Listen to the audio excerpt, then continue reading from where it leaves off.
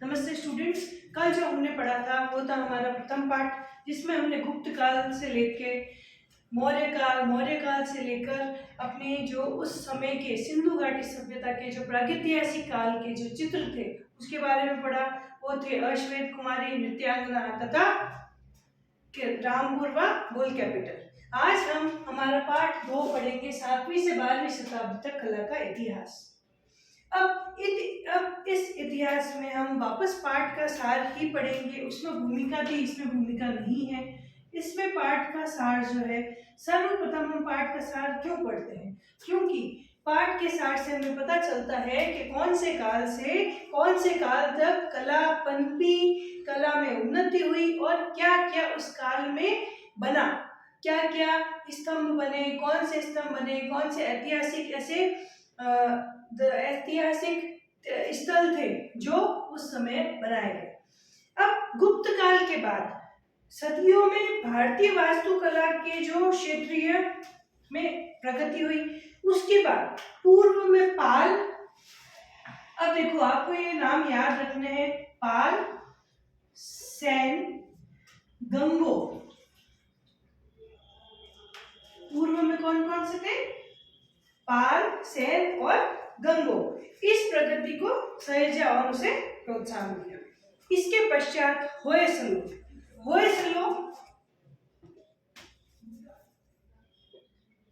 जो नाम है, यह भी एक देश का नाम है। होयसलो के काल में दक्षिण भारत में महाबलीपुरम। अब आप वापस से स्टार्ट करूं। होयसल क्या थे? जैसे मौर्य थे, शुंग थे, कुषाण थे, वैसे ही होयसल थे। तो होयसल के काल में क्या था? होयसल के काल में दक्षिण भारत में क्या बना? महाबलीपुरम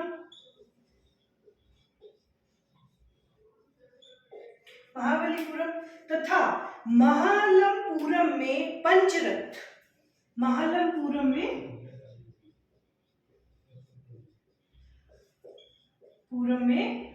पंचरथ तथा मंडप मंदिरों का निर्माण करवाया। किस समय?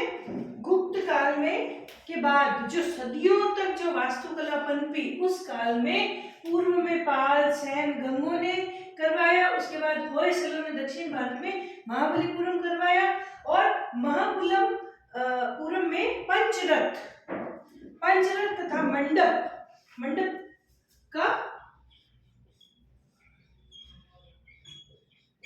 निर्माण करवाया। अब इसी के साथ चोल और होयसल, चोल तथा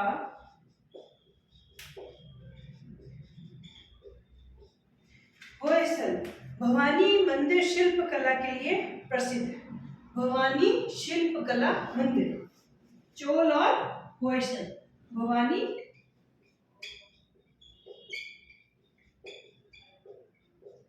शिल्प कला मंदिर के लिए वो प्रसिद्ध है। उसके बाद पल्लव और चालुक्य ने अपनी वास्तुकला के अग्रणी रहे। तो इसमें देखो, गुप्त काल के बाद कौन कौन आ रहा है? पाल, सैन, गंग। उसके बाद होयसल के बाद चोल और होयसल ने जो भवानी मंदिर का निर्माण कराया था। उसके बाद पल्लव और चालुक्य, वो भी अपनी वास्तुकला में बहुत निपुण थे और उन्होंने जो प्रगति की कला के क्षेत्र में, वो अविश्वसनीय थी। उसके बाद चोल कलाकार थे, ये कांसे की मूर्तियां बनाते थे। कांसे की जो ढलाई होती है,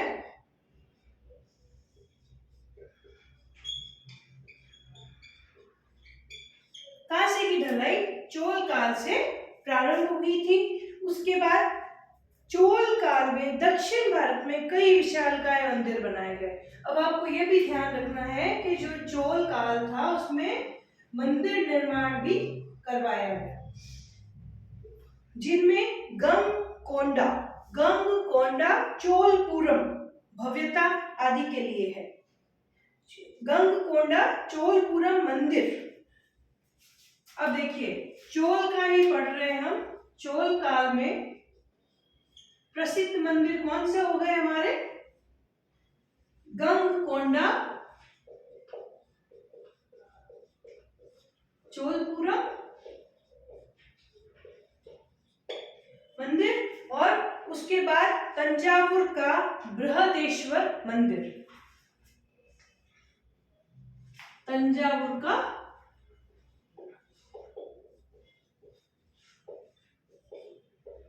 बृहदेश्वर मंदिर।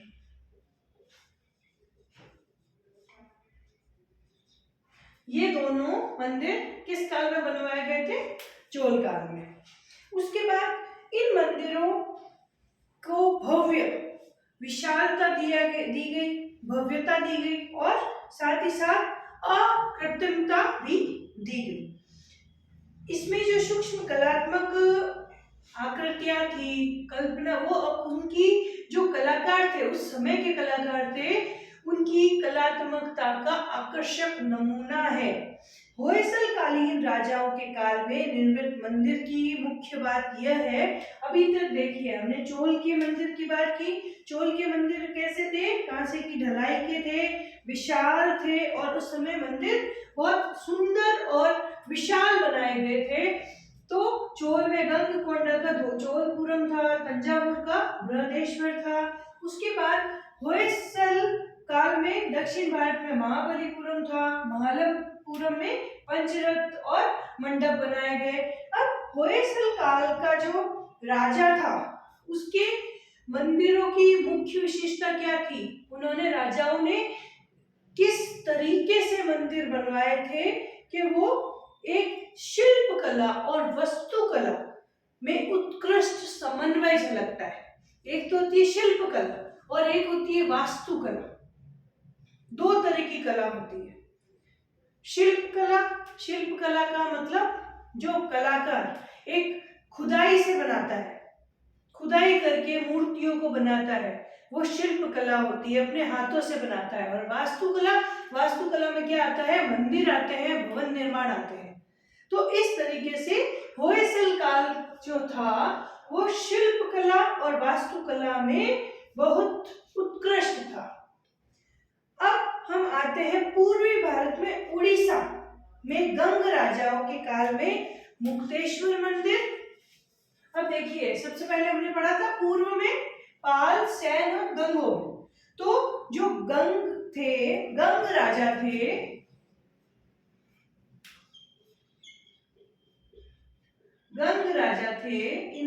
राजाओं ने कौन कौन से मंदिर बनवाए थे? मुक्तेश्वर मंदिर, निंगराज मंदिर, राजरानी मंदिर और भव्य मंदिरों की निर्माण करवाया था।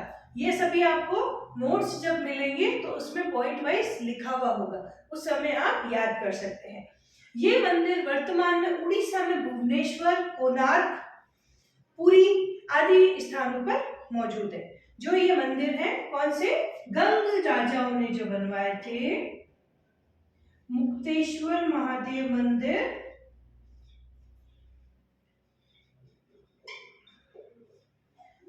और निंगराज मंदिर तथा राजरानी मंदिर। अब हमसे पूछा जाता है कि ये मंदिर कहाँ स्थित है? तो ये वर्तमान में उड़ीसा के भुवनेश्वर, कोणार्क, पुरी में स्थित है। अब ये सभी मंदिर अपने सूक्ष्म शिल्प कला, वास्तुकला, सृजनशीलता, नागर शैली, इन सब के लिए जाने जाते हैं। और उड़ीसा के जो कुछ विशेष मंदिर है, उनमें द्रविड़ शैली भी यूज हुई है, उसका भी, द्रविड़ शैली का भी इस्तेमाल हुआ है जब उसका निर्माण हुआ था। तो ये तो हमने इस पार्ट का एक छोटा सा रूप देखा है कि किस समय गुप्त काल के बाद पूर्व, होयसल, चोल और गंग राजाओं ने कौन कौन सा निर्माण करवाया था, क्या क्या पढ़ाया, क्या क्या बनवाया था उन्होंने, कौन से मंदिर बनवाए, कौन सी शिल्प कला को उन्नत स्तर पर पहुंचाया, कौन सी वास्तुकला को एक चरमोत्कर्ष पर पहुंचाया, ये सभी हमने इस पार्ट के सार में पढ़ा है। अब हम इसी के आगे कंटिन्यू करेंगे। इसका एक चित्र है, अर्जुन का चिंतन या गंगा अवतरण। इसके बाद हम गोवर्धन पर्वत को उठाते हुए कृष्ण भी पढ़ेंगे इसमें। तो सबसे पहले मैं इसमें इसी पाठ में आगे बढ़ते हुए सर्वप्रथम इसी पाठ का पहला जो है अर्जुन का चिंतन, ये एक मूर्ति है अर्जुन का चिंतन अथवा गंगा अवतरण। गंगा अवतरण यह है हमारा इस पाठ का पहली मूर्ति या फिर हम पहला स्कल्पचर भी बोल सकते हैं इसे। जैसे हमने कल नृत्यांगना के बारे में पॉइंट वाइज पढ़ा था, आज हम इसके लिए भी अर्जुन का जो चिंतन है या गंगा अवतरण है, इसको भी हम पॉइंट वाइज ही पढ़ेंगे, सो दैट आपको बिल्कुल अच्छे से याद होगा, सरल भाषा में याद होगा। और एक बार वीडियो देखते ही आप जब अपने माइंड में वो आकृति बना लेंगे। दोस्त स्टूडेंट्स, ये होता है कि जब हम किसी के बारे में पढ़ रहे हैं तो उसको पढ़ते पढ़ते आपके दिमाग में एक इमेज बनती है, एक पिक्चर बनती है उस चीज को लेकर, उस वस्तु को लेकर, उस पेंटिंग को लेकर, उस मूर्ति को लेकर। तो हम उसी तरीके से ही इस अर्जुन के चिंतन या गंगा अवतरण को भी पढ़ेंगे। यह मूर्ति का निर्माण 7वीं शताब्दी ईस्वी। अब मूर्ति का निर्माण एक एक पॉइंट पढ़ेंगे हम। मूर्ति का निर्माण,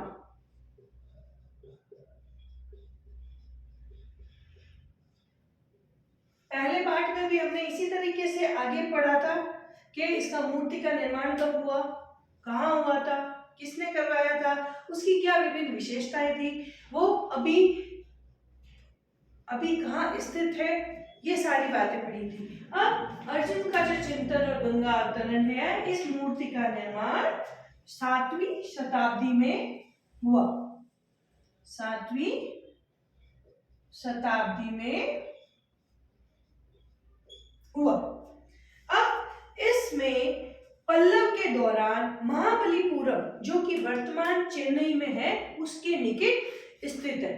अब दूसरा पॉइंट हमारा आ जाता है, ये कहाँ स्थित है, यह मूर्ति कहाँ स्थित है। तो हम क्या लिखेंगे कि पल्लव काल के दौरान महाबलीपुरम, जो कि वर्तमान में चेन्नई में स्थित है, उसके निकट स्थित है। ये 2 शिलाखंड है। अब हम इसकी स्थिति देख रहे हैं। पल्लव काल के दौरान, आपको ये पूरा उत्तर लिखना है। पल्लव काल के दौरान, आप इसमें डायरेक्ट ये नहीं लिखेंगे कि ये महाबलीपुरम चेन्नई में स्थित है। पल्लव के दौरान महाबलीपुरम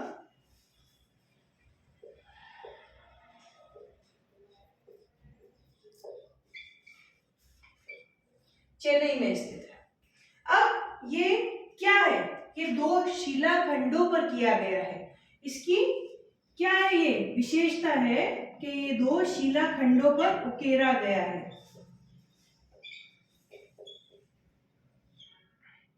ये इसकी पहली विशेषता होगी। उसके बाद अब इस मूर्ति का आकार देखिए, आप पॉइंट वाइज याद करेंगे तो आपको सिर्फ याद रखना है और इसको अपने दिमाग में फिट कर लीजिए। आपको सिर्फ इसकी लैंग्वेज बनानी है।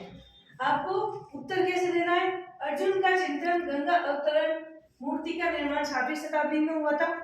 उसके बाद यह पल्लव काल के दौरान महाबलीपुरम चेन्नई में स्थित है।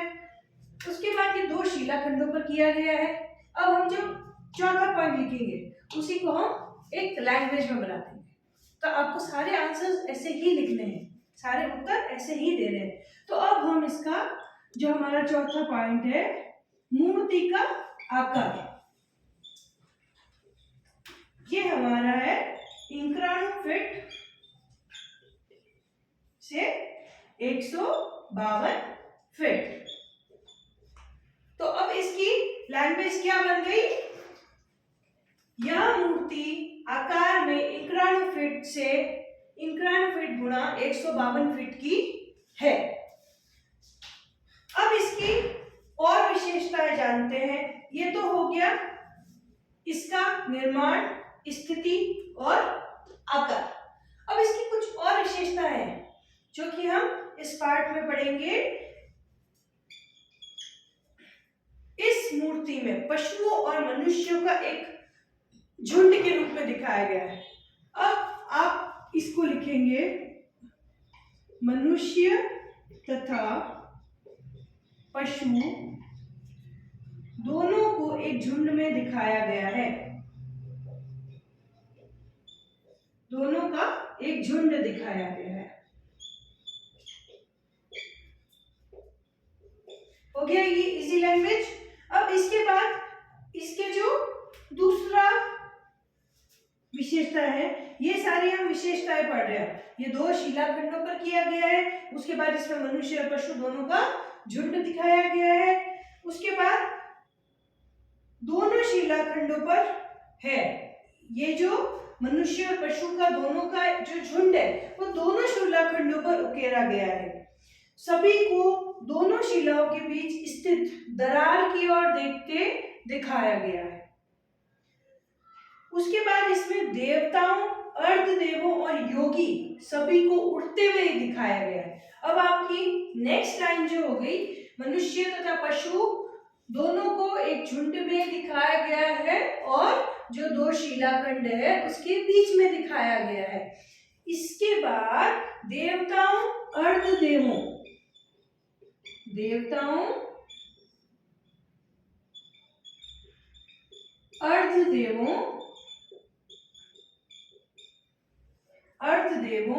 तथा योगी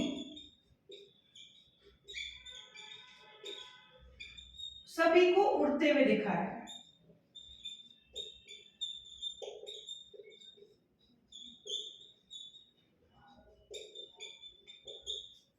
ये इसकी एक और विशेषता हो गई।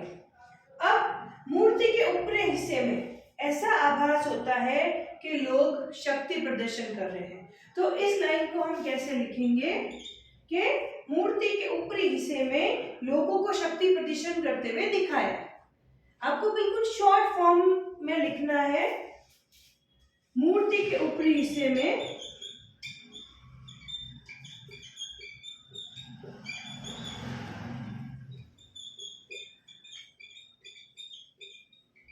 लोग क्या कर रहे हैं? शक्ति प्रदर्शन कर रहे हैं।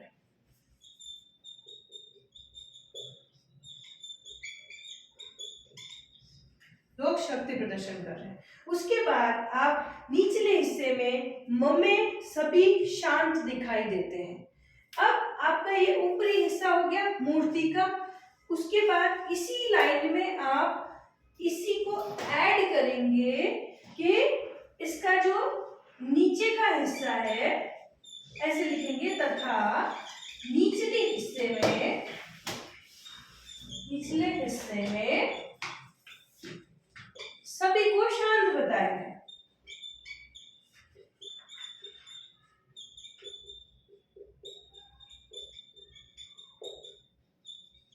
शांत बताया है। ठीक है। अब इसकी एक और विशेषता पढ़ते हैं। शिलाकृति में कुछ योगियों को ध्यान मग्न बताया गया है। अब आपको ये पॉइंट तो सारे याद हो ही चुके होंगे इसमें, तो आप इसका रिवीजन इससे कर सकते हैं। उसके बाद हम इसकी और विशेषताएं जानते हैं जो कि बहुत सरल भाषा में है। अभी तक हमने कहा मूर्ति के ऊपरी हिस्से को शक्ति प्रदर्शन में दिखाया और निचले हिस्से को शांत बताया है। अब इसमें कुछ योगी बताए गए हैं जो ध्यान मग्न है। तो योगियों की स्थिति ध्यान मग्न।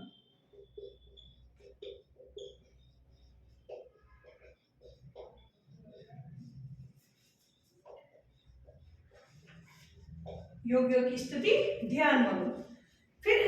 हम एक और विशेषता पढ़ते हैं, जब निचले हिस्से में कुछ स्त्रियां आकृतियों को नग्न अवस्था में दिखाया गया है। अब कुछ विद्वानों ने इस मूर्ति को गंगा अवतरण नाम दिया। हम इसका दो भाषा में देखते हैं, अर्जुन का चिंतन अथवा गंगा अवतरण।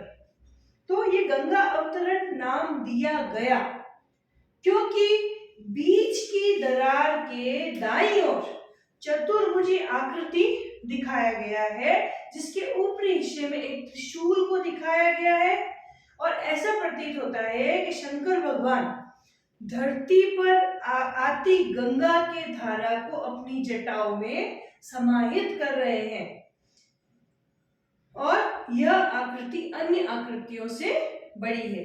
तो अब आपको समझ में आ गया कि इसको गंगा अवतरण क्यों नाम दिया गया।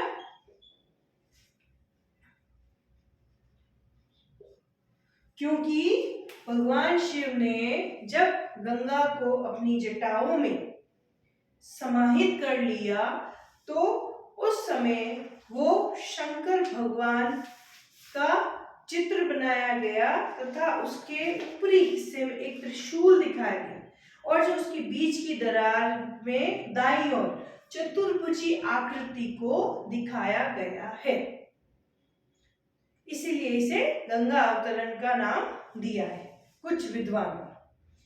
अब यह आकृति सबसे बड़ी आकृति है।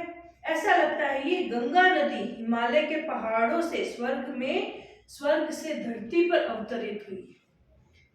किस लाइन के बाद कि जब शिव जी अपनी जटाओं में गंगा को समाहित कर रहे हैं तो ऐसा प्रतीत हो रहा है कि गंगा नदी हिमालय के पहाड़ों से स्वर्ग पर धरती पर अवतरित हो रही है। इसके बाद कुछ और इसकी विशेषता है कि भाई विद्वानों का मानना है अर्जुन का चिंतन। अब गंगा अवतरण तो हो गया, शिव की जटा, अब अर्जुन का चिंतन बाई शिला पर। गंगा अवतरण किसका था? बीच की दरार से के दाईं और चतुर्भुजी आकृति।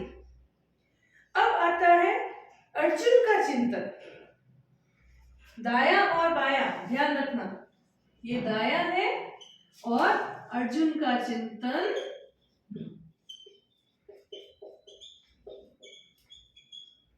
बाईं ओर। तो अर्जुन का चिंतन बाई शिला पर एक बड़ी सी पुरुष आकृति, इसमें क्या लिखेंगे हम? पुरुष आकृति, जो कि क्या कर रही है? ध्यान मग्न है, चिंतन कर रही है, उसको उसमें दिखाया गया है, चिंतित मुद्रा में दिखाया है। जो पुरुष आकृति है उसको किसमें दिखाया गया है? चिंतित अवस्था में या फिर ध्यान मग्न।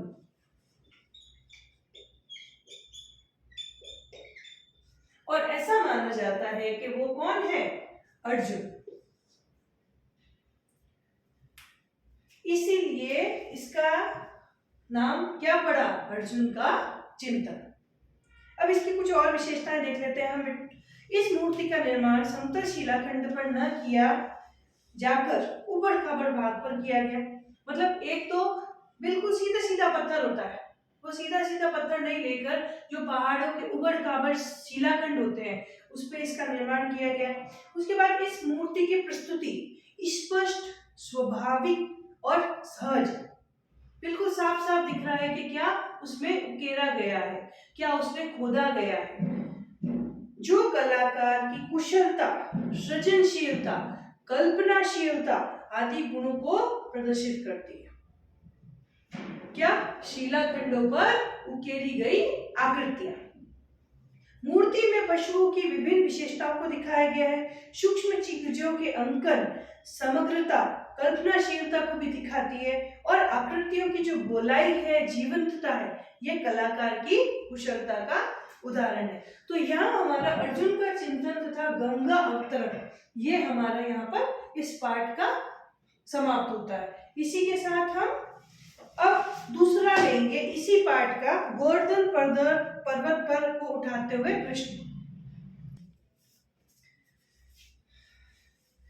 नमस्कार स्टूडेंट, अब हम गोवर्धन पर्वत को उठाते हुए कृष्ण के बारे में पढ़ेंगे। पहले हमने किसके बारे में पढ़ा? अर्जुन का चिंतन तथा गंगा अवतरण। अब हम पढ़ेंगे गोवर्धन पर्वत को उठाते हुए कृष्ण। पहले अर्जुन आए, कृष्ण आ गए। अब इसको कहाँ बनाया गया, क्यों बनाया गया, किस लिए बनाया गया और कहाँ स्थित है?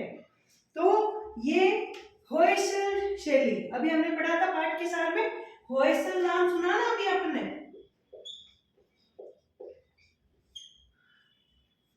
होयसल शैली।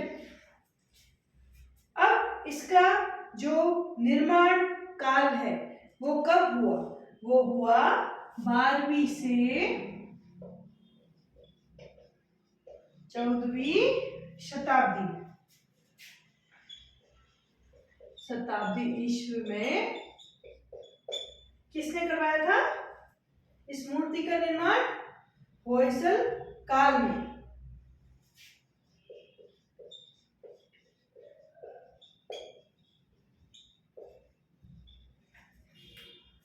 तो ये पॉसिबल है कि होयसल के जो राजाओं थे उन्होंने बनाया था, ठीक है। तो यह होयसल शैली में 12वीं से 14वीं शताब्दी में होयसल काल में होयसल के राजाओं ने बनवाया था।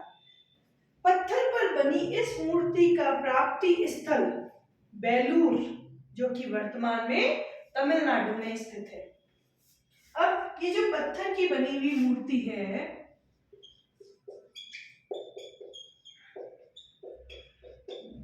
पत्थर की मूर्ति, इसका प्राप्ति स्थल कौन सा है? बेलूर। आपको सब ये स्थल याद रखने हैं, जो कि वर्तमान में कहाँ स्थित है? तमिलनाडु में।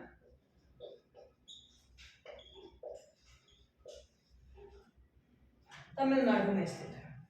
उसके बाद इस मूर्ति के बारे में यह तो स्पष्ट है कि किस शासक के काल में बनवाई, किंतु कृष्ण की यह मूर्ति क्लिष्ट सूक्ष्म होयसल नक्काशी का उदाहरण है। अभी मैंने आपको क्या बताया था पहली लाइन में कि ये होयसल शैली में बनाई है और होयसल काल में बनाई है। तो होयसल काल के जो राजा थे वो नक्काशी को बहुत पसंद करते थे और जो इनके कलाकार थे वो नक्काशी करने में निपुण थे। तो कृष्ण की जो ये मूर्ति है ये उस काल का सर्वोत्कृष्ट उदाहरण है। कृष्ण को मुख्य पात्र के रूप में मध्य भाग में दिखाया गया है। अब जो ये मूर्ति है ये टोटली कृष्ण की है। कृष्ण को कहाँ बताया गया है? मध्य में। उसके बाद जबकि अन्य परतों, अब इसमें देखो पशु, मनुष्य और मनोरंजक कथानक का रूप दिया गया है। इसमें पशु भी है, मनुष्य भी है तथा मनोरंजक कथानक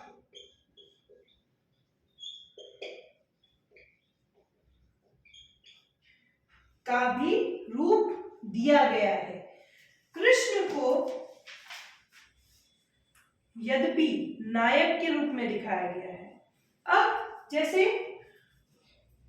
ये हमारा एक मूर्ति है, इस मूर्ति में यहां पर हमारा है कृष्ण, तो आसपास क्या दिखाए हैं हमने? पशु, मनुष्य और उसके आसपास के जो लोग हैं या उनकी जो स्त्रियां हैं ये सब दिखाई गई है। मनुष्य में स्त्री पुरुष दोनों दिखाए हैं, ठीक है। तो यहाँ पर तो कृष्ण है और यहाँ आसपास सारा मनोरंजक दृश्य दिखाया गया है इस मूर्ति में। और जो नायक के रूप में इस कृष्ण को बताया है, नायक है कौन? कृष्ण। यह खड़े मुद्रा में दिखाया गया है।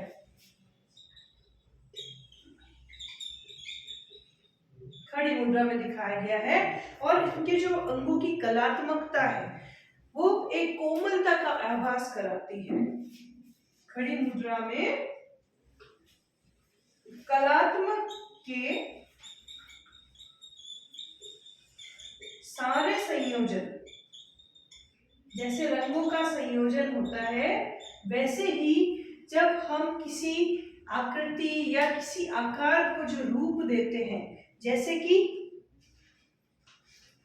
कल्पनाशीलता, सृजनशीलता और उसको जीवंत चित्रण, हाथ की सफाई और उसको गहन शिल्प समझ, वो इस कृष्ण की मूर्ति में दिखाया है, जिसमें ये सारे संयोजन सम्मिलित होते हैं और उसमें एक कोमलता का आभास है कि ये कृष्ण है।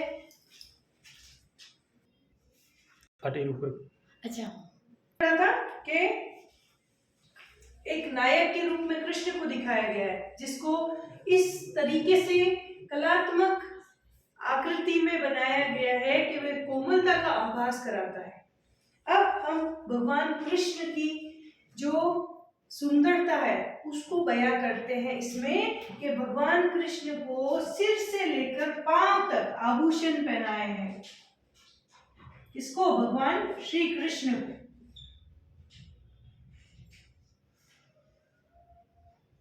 आभूषण पहनाए हैं। उसके बाद चेहरे से शांति के साथ दृढ़ता का आभास होता है।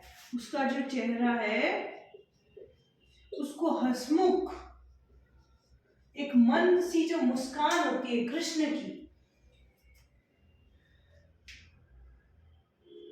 उसमें एक शांति और उसी के साथ दृढ़ता को भी इसमें आभास कराया है। किसमें? कृष्ण की मूर्ति में, कृष्ण के चेहरे में। पशु और मनुष्य को सजीव चित्रण किया गया है, वो ऐसे उसे उकेरा गया है, ऐसे उसे शिल्प कला और वास्तुकला का एक नमूना बनाया गया है इस तरीके से कि वो एक सजीव, एक लाइव मूर्ति दिखे। स्त्रियों के लिए के भारी स्तर, नितंब, गहनों का अलंकरण और विशिष्टतापूर्ण भारतीय केश विन्यास होयसल शैली का विशिष्ट उदाहरण है। अब जो वहाँ की नारियां थी उनको भी एक सुंदर स्वरूप दिया गया, जो एक नारी का जो स्वरूप होता है उसको दिया गया, उनको गहनों से अलंकृत किया गया है और विशिष्टतापूर्ण भारतीय केश जो उनके बालों को है एक सुंदर सा स्वरूप दिया गया है, एक सुंदर रूप दिया गया है, जो कि होयसल शैली का विशिष्ट उदाहरण माना गया है, जिसमें पत्थर की सूक्ष्म रूप से की गई कटाई उस काल के कलाकारों की कुशलता को दर्शाती है। अब होयसल की जो मूर्तियां थी उसमें क्या विशेषताएं थी? होयसल की मूर्ति की, कृष्ण की मूर्ति है, ये गोवर्धन पर्वत उठा रहे हैं वो, उसके साथ साथ उसमें एक इतने सारे, हमने गोवर्धन पर्वत की कहानी सबने सुन रखी है कि गोवर्धन पर्वत जब कृष्ण भगवान ने उठाया था अपनी छोटी सी अंगुली में, तो उसके नीचे सारे लोग, सारे मनुष्य, सारे जीव जंतु आकर खड़े हो गए थे और श्री कृष्ण ने गोवर्धन पर्वत से उनको भारी बारिश, भारी आपदाओं से बचाया था। तो वो ये चित्र है, वो इस चित्र को मूर्ति में उकेरा है कलाकारों ने।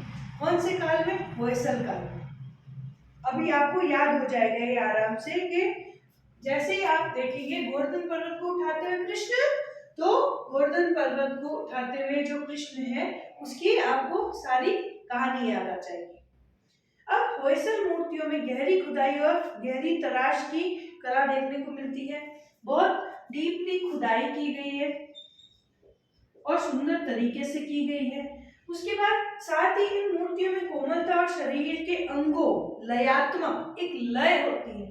जब हम किसी मनुष्य को किसी पेपर पे उकेरते हैं, पेंटिंग बनाते हैं या किसी पत्थर पर उसको खोदा जाता है, तो उसका पूर्ण स्वरूप, उसकी जो एक एक आकृति है, चाहे उसके हाथ हो, चाहे उसके पांव हो, चाहे उसका मूल हो चाहे उसकी सिर हो, उसको एक एक आकृति को इस तरीके से खोदा जाता है कि वो एक लयात्मक लय के साथ, जैसे हम खड़े हैं तो वो जीवित दर्शाता है, वो एक जीवंत दर्शाता है कि हाँ ये सच में मूर्ति बहुत सुंदर बनी है। मूर्तियों के निर्माण में प्रयुक्त होने वाले कोमल और पत्थर के कारण ही गहरी कटाई, सूक्ष्म अंकन सफल हो जाता है और उनके अथक परिश्रम से होयसल की राजधानी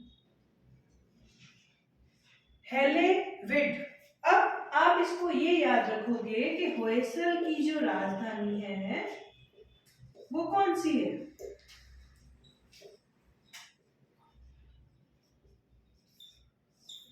होयसल की राजधानी है हेलेविड, द्वार समुद्रम।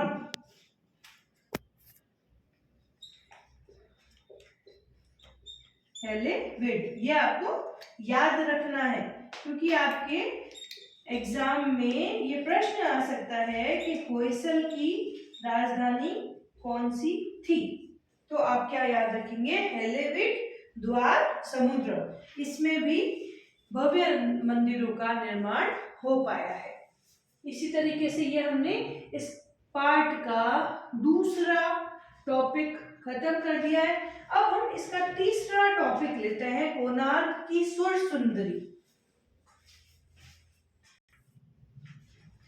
अब हम पढ़ेंगे कोणार्क की सुर सुंदरी, इसी पार्ट का तीसरा टॉपिक है। पहला कौन सा था? अर्जुन का चिंतन और गंगा अवतरण। दूसरा था हमारा गोवर्धन पर्वत उठाते हुए कृष्ण। आपको ये सभी नाम याद रखने हैं दोस्तों, प्यारे मित्रों, प्यारे स्टूडेंट्स। ये सारे नाम आपको याद रहेंगे, तभी आप अपने क्वेश्चन पेपर में बहुत अच्छे से उत्तर लिख पाओगे। क्योंकि जब तक हमें पेंटिंग का नाम ही याद नहीं रहेगा, मूर्ति का नाम ही याद नहीं रहेगा, तो हम उसके बारे में क्या विशेषता लिखेंगे? ठीक है, तो अब हम कोणार्क की सुर सुंदरी। अब आपको इससे एक क्या आभास होता है कि कोणार्क की सुर सुंदरी क्यों लिखा गया है? कोणार्क की सुर सुंदरी, सुंदरी किसके लिए शब्द यूज होता है? एक नारी के लिए, नारी की जो सुंदरता है उसके लिए। तो अब इसको हम पढ़ेंगे कि यह आकृति का निर्माण अंगवंश। अब देखो यहाँ पे दूसरा आया है, हम वापस स्टार्ट से स्टार्ट करते हैं। अंगवंश, और आप भी अपने पॉइंट इसी तरीके से बनाएंगे 1 2 3 4 या स्टार लगाकर। अंगवंश के शासन के दौरान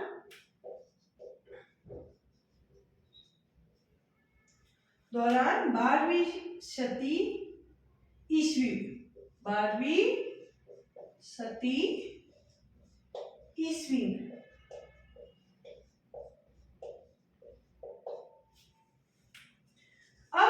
यह नरसिंह देव प्रथम के काल में किया गया। इस मूर्ति का निर्माण अंगवंश के दौरान 12वीं शती ईस्वी में नरसिंह देव प्रथम, नरसिंह देव प्रथम के टाइम में किया गया। तो ये हमारा पहला पॉइंट हो गया। दूसरा पॉइंट ये आता है कि यह मूर्ति उड़ीसा के समुद्र तटीय शहर कोणार्क में बने सूर्य मंदिर पर पाई गई। अब हम ये कहाँ पाई गई उसकी क्या लिखेंगे? स्थिति लिखेंगे या उसका स्थान लिखेंगे। हम स्थान, प्लेस, कहाँ? कोणार्क सूर्य मंदिर,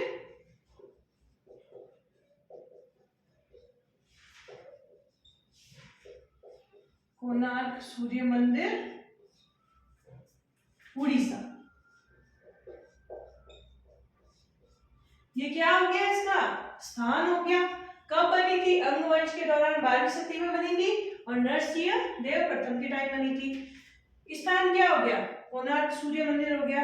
अब इसकी जो तीसरी विशेषता है वो क्या है कि कोणार्क का सूर्य मंदिर अपनी अद्वितीय वास्तुकला के लिए विश्व विख्यात है। अब यह मंदिर अपने विशाल ढांचे, आदमकद मूर्तियों के लिए प्रसिद्ध है और मुख्य रूप से काले पत्थर का प्रयोग किया गया है। अब इस मंदिर में जो कोणार्क का सूर्य मंदिर है, इसकी क्या विशेषता है कि ये अद्वितीय वास्तुकला के लिए विश्वविख्यात है। किसके लिए है? अद्वितीय वास्तुकला के लिए। अद्वितीय वास्तुकला के लिए क्या है? प्रसिद्ध है। उसके बाद इसके जो विशाल ढांचे और आदमकद मूर्तियां,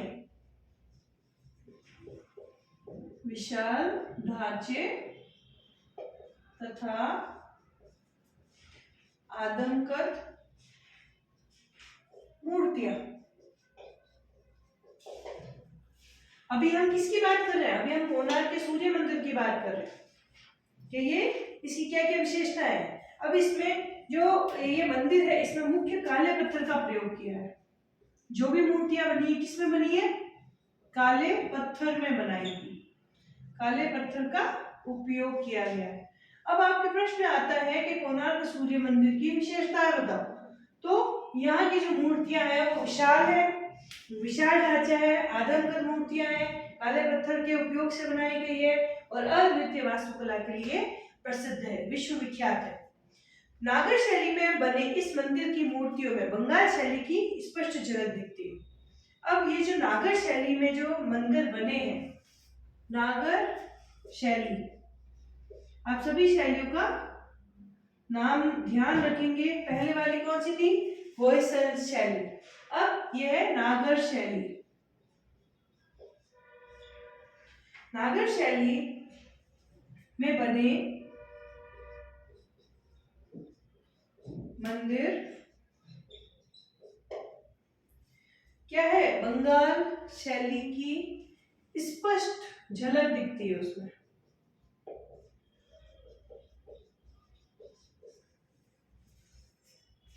इन दोनों का मिश्रण है, किसमें? कोणार्क के जो सूर्य मंदिर की जो मूर्तियां है उसमें। अब इसका जो प्रतिरूपण कुछ कसा हुआ है, चौड़े चेहरे, हल्की सी मुस्कुराहट, मंदिर की मुख्य मूर्ति सूर्य भगवान की है। अब इसकी एक और विशेषता क्या होगी कि प्रतिरूपण कसा हुआ है। प्रतिरूपण में जो उसका जो बॉडी पार्ट है वो बिल्कुल कसा हुआ, बलिष्ठ दिखाया गया है और जो उसके मुस्कुराहट है वो चौड़े चेहरे के साथ है। तो ये तो हो गया हमारा कोणार्क सूर्य मंदिर। उसके बाद हम और लेते हैं कि इसी के साथ चलते हुए कोणार्क का जो सूर्य मंदिर है, अब ऑब्वियसली सूर्य मंदिर है तो भगवान सूर्य का ही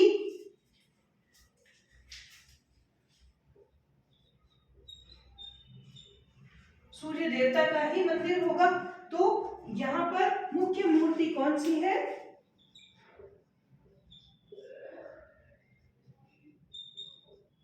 सूर्य भगवान की।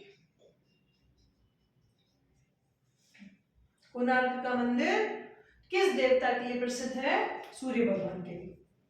जबकि आसपास नारी संगीतज्ञों की मूर्तियां बनाई गई है और अलग अलग वाद्य यंत्रों के साथ दिखाई गई है।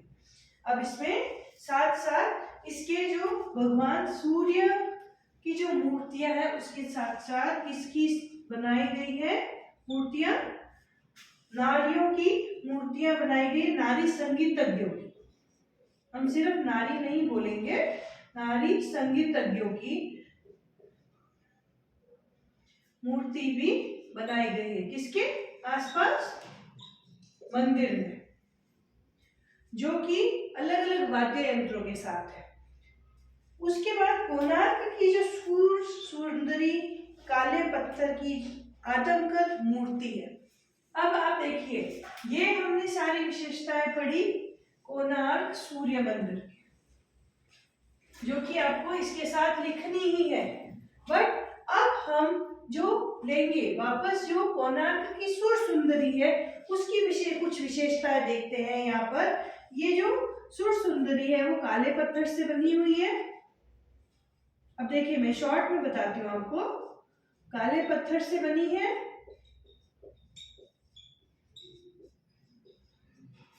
उसके बाद बैठी मुद्रा में एक चबूतरे पर दिखाई गई है, बैठी मुद्रा में है और कहाँ बैठी है, चबूतरे पर, बैठी मुद्रा में चबूतरे पर दिखाई गई है। फिर आत्मविश्वास से परिपूर्ण और प्रसन्न मुद्रा, इस सुंदरी के हाथ में एक ढोलक दिखाया गया है। तो हम क्या रखेंगे, सुंदरी के हाथ में ढोलक,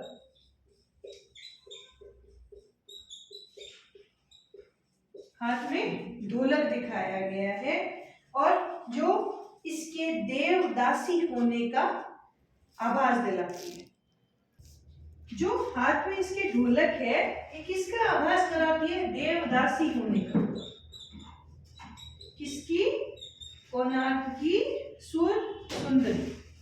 अब मुस्कुराहट भरा चेहरा, सांचे में ढली शारीरिक बनावट, सौम्य रूप के साथ इस मूर्ति में एक लय है। मैंने अभी आपको बताया था जब भी कोई मूर्ति को हम खोदते हैं या उसकी खुदाई करते हैं तो उसकी कमर, उसके पांव, उसकी हाथ, उनके शेप्स, उनके स्वरूप को इतना सुंदर तरीके से उकेरा जाता है, इतना सुंदर तरीके से खोदा जाता है कि वो जीवंत दिखती है, कि वो एक जिंदा मूर्ति है। उसी तरह इसे भी बताया गया है, एक लय में बताया गया है, एक गति है जो कि जीवंत स्वरूप धारण करती है। स्त्री का सिर थोड़ा आगे झुका हुआ है। अब देखो इसकी एक और विशेषता, स्त्री का सिर कहाँ झुका हुआ है, आगे की तरफ।